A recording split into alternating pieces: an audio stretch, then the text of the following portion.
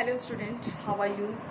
Today we are starting our ongoing content of history, that is our rebels and the wars. And as per our content, everybody knows this is related to the rebellion of 1857. So this was the greatest rebellion in the Indian history because it was spread the many part of India and connected to the each and every person of the society. So this was started from the Sipahis, and after it was spread, a common man, a businessman, a royal societies, and the farmers, peasants, everyone. And these moments create a big history in the create a big Indian history. So, what was the reasons? What the effect of the revolution, and what we learn from these revolutions, and why do we spread all over the part of India? So first of all, we have already cleared that this revolution was started from the Meerut, 10th of May 1957, at the time of Dopaher birth. And after that, this movement gone widespread the different part of the countries like UP area and like of the Bihar, Bengal and MP. So, and then Orissa also. So we can say that this revolution create a maximum number of persons to connect it to each other, and this revolutions try to abolish the difference between the religion on the basis of religion between the Hindu and Muslims. So, the last Mughal emperor Bahadur Shah Zafar also have tried to resolve these conflicts too. They did want to communicate with the Britishers because as soon as possible they want to resolve this conflict, but the result was negotiable. Also, he arrested by the British government and sent to the prison in the Rangoon jail. But one another place which is the most centric place of this revolt, and that is the Awadh. So Awadh was the most prominent area. चलिए हम पहले अपनी biography लिख देते हैं, history. और आज का हमारा जो टॉपिक है वो है अवध। अवध में कैसे रिवॉल्ट हुआ था, Awadh revolt. First of all, I am telling you that Awadh is a place which is a very important place on that times, because many of the soldiers come from the Awadh's. Awadh's lands was the most fertile land. Awadh's climatically a very sound place. So on that time, there is another different reasons that British government wants to capture on the Awadh. So from the beginning, they said they have created atmosphere that there is a no sufficient condition to managed by the Nawab of Awadh Wajid Ali. So it is create a myth, it is create a history about the Wajid Ali कि he is not success, कि वाजिद अली जो अवध का नवाब है वो success नहीं है काम करने में, इसीलिए अवध के हिस्से को, अवध की जो गद्दी है वो हमारे पास आ जानी चाहिए। ये एक शुरू से उन्होंने एक योजना बना रखी थी, ठीक है। लेकिन इसकी शुरुआत हो गई थी वो 1801 से ही हो गई थी, और वो 1801 का टाइम था, वो था सब्सिडरी अलायंस का, सहायक संधि का टाइम था। वो क्या होती है वो हम आपको बताएंगे। बट यहाँ पर जो लॉर्ड डलहौजी हैं, जिन्होंने हमें ट्रेन दी है, ट्रेन का इन्वेंट किया है इंडिया में, उन्होंने अवध को एक चेरी फ्रूट्स कहा है। चेरी फ्रूट्स यानी कि ये एक बहुत अच्छी जगह है। क्यों कहा है चेरी फ्रूट्स, हम बात करेंगे। तो हमारा कंटेंट है cherry that will drop in our mouth one day, यानी उन्होंने प्रिडिक्ट कर लिया था कि ये एक ऐसा चेरी फ्रूट है जो एक दिन हमें ही मिलेगा, यानी वो शुरू से डेड श्योर थे। और चेरी फ्रूट्स क्यों कहा था, जैसे मैंने बताया था कि अवध एक बहुत अच्छा स्थान था, एक बहुत अच्छी जगह थी, और ब्रिटिशर्स शुरू से उसके ऊपर कैप्चर करना चाह रहे थे। तो कुछ पॉइंट्स हैं जिनकी वजह से लॉर्ड डलहौजी ने ये एक डिज़ाइन बना लिया था। क्यों बनाया था, सो हम बात करेंगे लॉर्ड डलहौजी की। लॉर्ड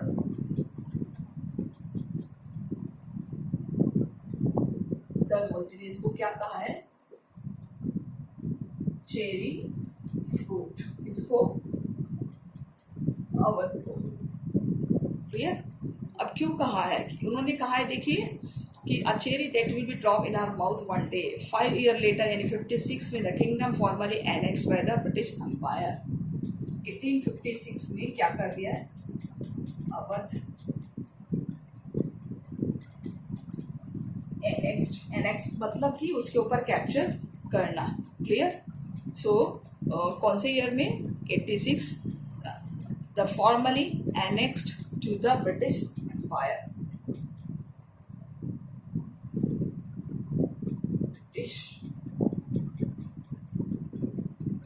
फाइनली 1856 में वो मिल गया। क्यों मिल गया, इसके पीछे बात करते हैं। The subsidy alliance has been imposed on Awadh 1801। ये तो इसका एक फाइनली कंक्लूजन है। सब्सिडी अलायंस, जैसे मैंने आपको बताया था, एक सहायक संधि वो कब इम्पोज कर दी थी, 1801 में। तो क्या लिखेंगे, इन 1801 a subsidiary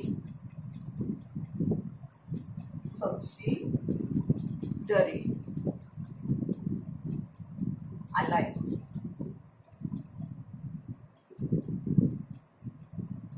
subsidiary alliance had been imposed on Awadh 1801 had been imposed on Awadh। Clear? तो यहाँ पर आपसे क्वेश्चन पूछे जा सकते हैं, कौन सी ईयर में सब्सिडी अलाइन अवध के ऊपर इम्पोज कर दी गई, थोप दी गई है, 1801 में। सो उससे क्या होगा कि by this term the nawab had to disband his military force and allow to British position their troops within the kingdom. और इसकी कंडीशन का क्या मीनिंग था कि जो नवाब होगा, नवाब विल क्या करेगा, जो नवाब है वो disband his military,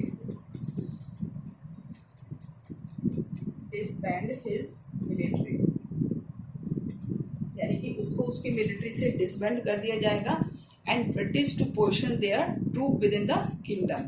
और उनकी जो किंगडम है वो किसके पास चली जाएगी, with in the kingdom.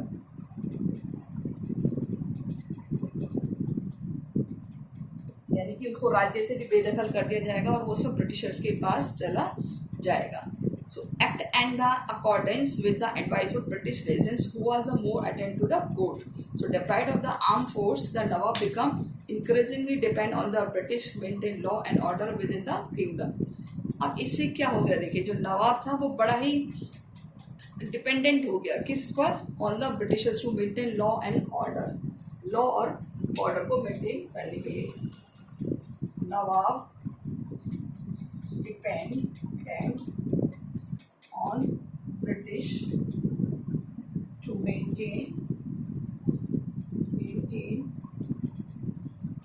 law and order in his kingdom। यानी वो अपने किंगडम में अब किसके अकॉर्डिंग रूल चलाने लगा, ब्रिटिशर्स के, ताकि उसको वो देना ही ना पड़े। So he could not longer assert control over the rebellious in the taluqdars, यानी कि वो तालुकदार्स और रिबेलियंस पर ज़्यादा कंट्रोल नहीं कर पाया। आप देखिए, सो जो British become increasingly interested in acquiring territory of Awadh. जो ब्रिटिश थे वो अवध को लेने के लिए बड़ा ही वेट कर रहे थे। क्यों वेट कर रहे थे, अब देखिए यहाँ पर दिया हुआ है कि दे फेल्ट इट, हम इसको यहाँ लाइन को लिख ही देते ताकि हमारा एक आंसर कंप्लीट हो जाए। Britishers want to acquire Awadh, यानी ब्रिटिशर्स जो थे वो एक्वायर करना चाह रहे थे अवध को, because the soil were good for producing indigo and cotton, because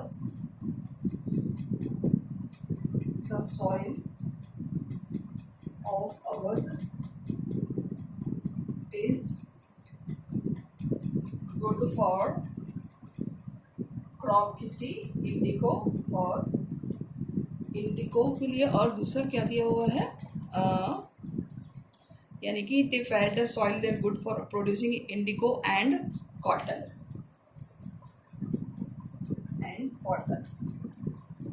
यानी कि इंडिगो की क्रॉप के लिए और कॉटन की क्रॉप के लिए जो लैंड है बहुत अच्छी है। सो इसको हमें क्या करना चाहिए, इसको हमें कैप्चर करना चाहिए। And ideally located to be a develop और the principal market of upper India. So by the early 1850 the major area India had been conquered. अब देखिए 1850 तक क्या कर लिया था, बाय द 1850 ब्रिटिशर्स कंक्वायर्ड यानी कि जीत लिया था मैक्सिमम एरिया ऑफ इंडिया। 1850 तक बहुत सारे एरिया भी जीते, तो अब उनको लगता था कि आबादी भी हमारे पास आ जाना चाहिए। जैसे कौन कौन से, मराठा है, दोआब है, सेंट्रिक है, पंजाब है, बंगाल है, यानी ये एरिया भी उन्होंने जीत लेते। So the Travancore of Awadh in 1850 was expected to complete the process of territorial annexation that had begun to the conquest Bengal almost century earlier। और इस तरीके से 1856 में अवध को कन्क्वेट कर लिया गया है। Clear. So the life was gone out of the body means यहाँ पर देखिए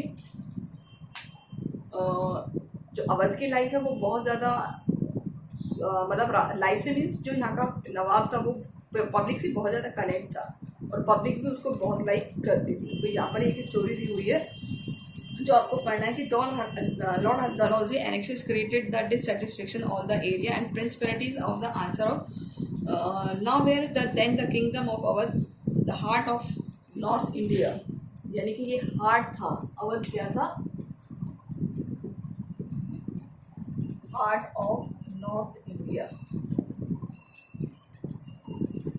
ये क्वेश्चन आपसे पूछा जा सकता है, which place is known as a heart of north India at the time of revolt 1857। यानी 1857 की जब क्रांति हुई थी तो कौन सा एरिया था जो कि हार्ट ऑफ नॉर्थ इंडिया कहा गया, and that is the Awadh. Clear. So है the Nawab Wajid Shah was stone and exile to Calcutta on the plea and religion being be misgovern. और उसको क्या क्या हटाया है कि भाई मिसगवर्न है, आपका अच्छा नहीं है शासन, और उसको कलकत्ता भगा दिया। Clear. And the British government also wrongly assume that the Wajid Ali Shah as a unpopular ruler, कि ये जो वाजिद अली है वो अनपॉपुलर है। So on the he was widely loud left, ही आप पढ़ लेना। And the wide spread sense, यानी कि देखिए अब ये क्या था, काफ़ी सारे लोगों के सेंटिमेंट्स वाजिद अली से कनेक्ट थे। यानी वाजिद अली की जो इमेज थी बहुत अच्छी थी पब्लिक में और सारी पब्लिक उसको लाइक भी करती थी। बट जो ब्रिटिशर्स है उन्होंने वाजिद अली की इमेज को इतना ख़राब कर दिया था कि वो चाह रहे थे कि ये अवध हमारे पास आ जाना चाहिए और अल्टीमेटली वो अवध को कैप्चर ही करना चाह रहे थे। तो यहाँ पर एक स्लोगन भी दिया हुआ है कि which did not wall out the carry of angry to separation Jaane Alam. Clear. यानी कि कुछ लोग आप कह रहे हैं कि हमारे यहाँ के नवाब को ब्रिटिशर से कैप्चर कर लिया है। So one folk song become that the honourable English come and took the country. यानी एक सॉन्ग भी बनाया है कि इंग्लिशर्स आए हैं, ब्रिटिशर्स आए हैं और हमारे यहाँ के ऑनरेबल यानी कि सम्मानीय व्यक्ति यानी वाजिद अली को यहाँ से ले गए। तो उनकी लैंग्वेज में लिखा है अंग्रेज बहादुर आइन मुल्क ले लीनो, यानी अंग्रेज बहादुर आए और उन्होंने हमारा मुल्क मतलब हमारा देश ले लीनो मतलब ले लिया। तो इतना ज़्यादा लोगों का पर इफेक्ट पड़ा था। ठीक है। तो ये सेकंड पैराग्राफ में सिर्फ यही दिया हुआ है और ज़्यादा कुछ नहीं। एक साइड में सब्सिडरी अलायंस दिया हुआ है, ये बहुत इंपॉर्टेंट है, ये आप करिए। क्वेश्चन आपको करना, what is the meaning of subsidiary alliance.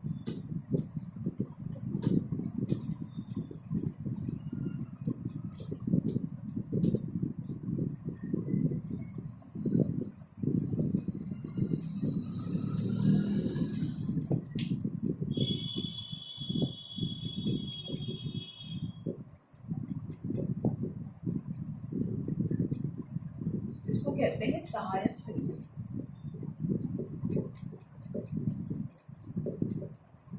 ये देखिए 1801 में आई थी है ना, और लेकिन इसमें कुछ रूल्स रेगुलेशंस कर दिए थे। वो क्या थे आपको मैंने बताई थी कि subsidiary alliance was a system devised by the Lord Wellesley. सबसे पहले इसको किसने किया है, स्टार्ट बाय लॉर्ड वेलेस्ली।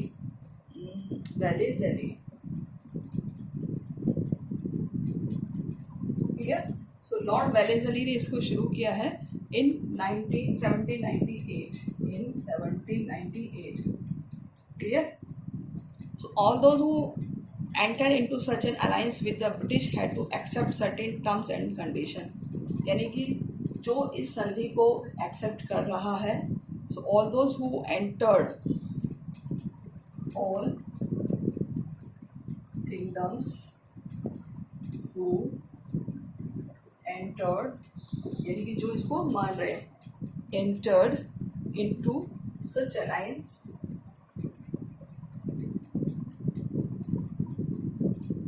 यानी इस संधि को एक्सेप्ट कर रहे हैं, such alliance with the Britishers had to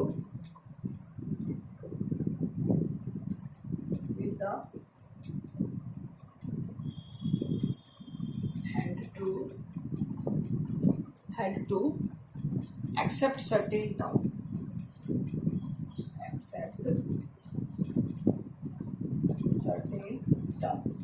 यानी कि उनको कुछ निश्चित शर्तें माननी पड़ेंगी. वो क्या थी कि British would be responsible for protecting their ally and from external and internal threats to the power. पहली कंडीशन क्या थी? पहली कंडीशन थी कि द ब्रिटिश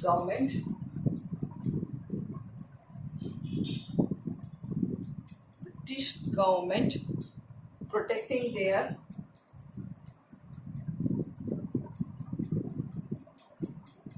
एरिया, यानी कि उनके एरिया की प्रोटेक्शन कौन करेगी? British government. फ्रॉम एक्सटर्नल और internal threat, from internal and external threats, खतरों से सुरक्षा करेगी. ठीक है. In the territory of the ally the British arms contents would be sanctioned, यानी कि उनके एरिया में क्या होगा? तो हम इसको ऐसे लिखेंगे, the territory of the kingdom, या शॉर्ट में लिख देते हैं द एरिया ऑफ किंगडम, यानी कि उस राज्य का जो एरिया होगा, the kingdom of area. So British armed contents would be sanctioned. British armed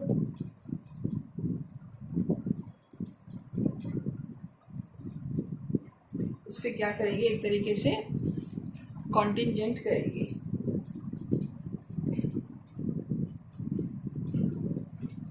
contingent would be sanction.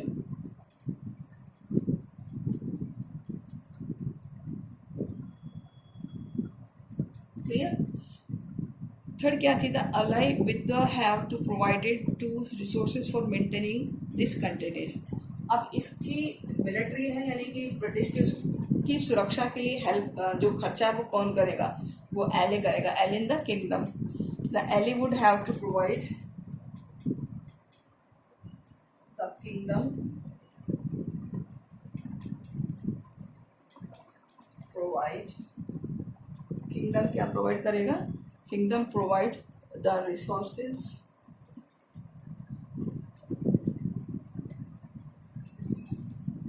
For maintaining, किसकी मेंटेन के लिए? फॉर मेंटेनिंग दिस कॉन्टिजेंट,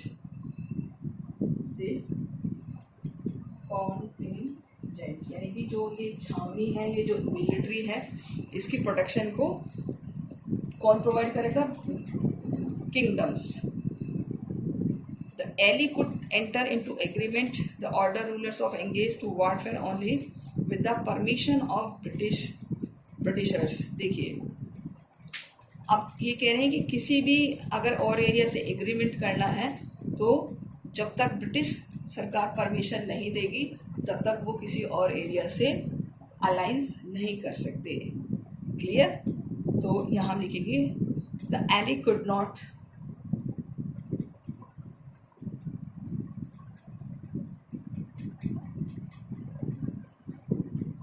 यानी कि the ally could not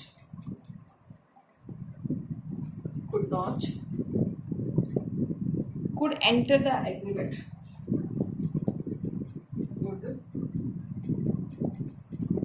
after the agreement, यानी कि किसी को अगर एग्रीमेंट करना है विद द अदर रूलर्स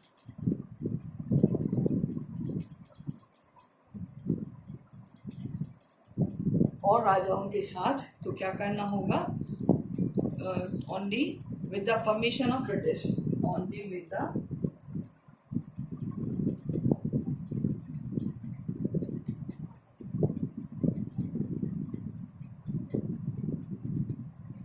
तो उनको ब्रिटिशर से परमिशन लेनी होगी। ओके, तो इस तरीके से एक उन्होंने बहुत बड़ी कंडीशन लगा दी थी। अब one thing I tell you, that is the जो एक मैप दिया हुआ पेज नंबर 297, मैप पेज 297, ये आपको होमवर्क में करना है।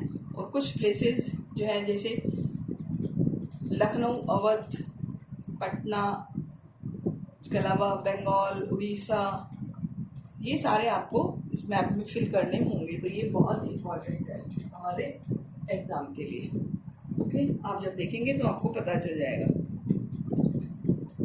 अब बात करते हैं कि जो अवध में है वो राजा से ही परेशान नहीं थे, इसके अलावा जो परेशान थे वो ताल्लुकदार भी बड़े परेशान थे उनसे। क्यों? क्योंकि उन्होंने ताल्लुकदार की प्रॉपर्टी को कैप्चर कर लिया था और वो नहीं चाह रहे थे कि ताल्लुकदार इतनी सारी प्रॉपर्टी के मालिक हो।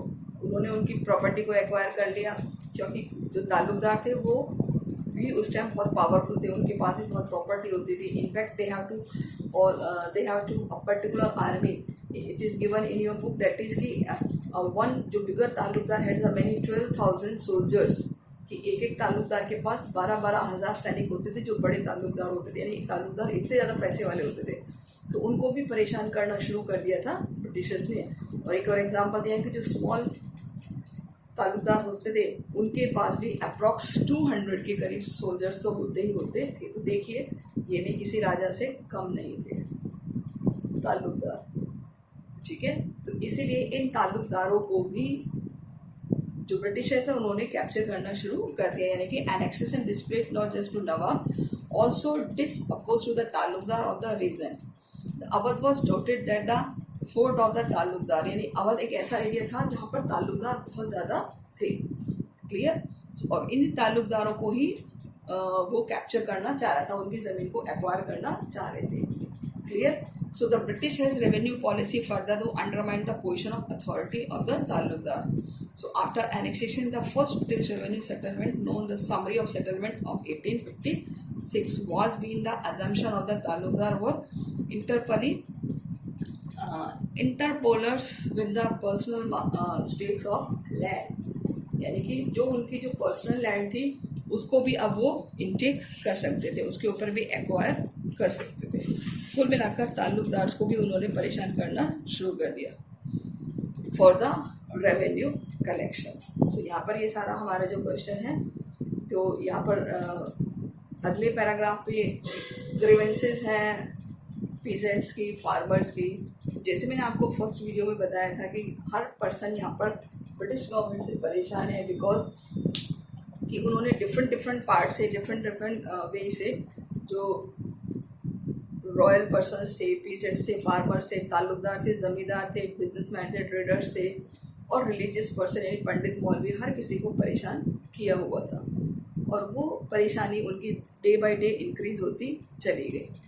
तो यहाँ इस पैराग्राफ में हमारा, जैसे अभी हमने पहले नवाब का पढ़ा था and then taluqdars, next paragraph is related to the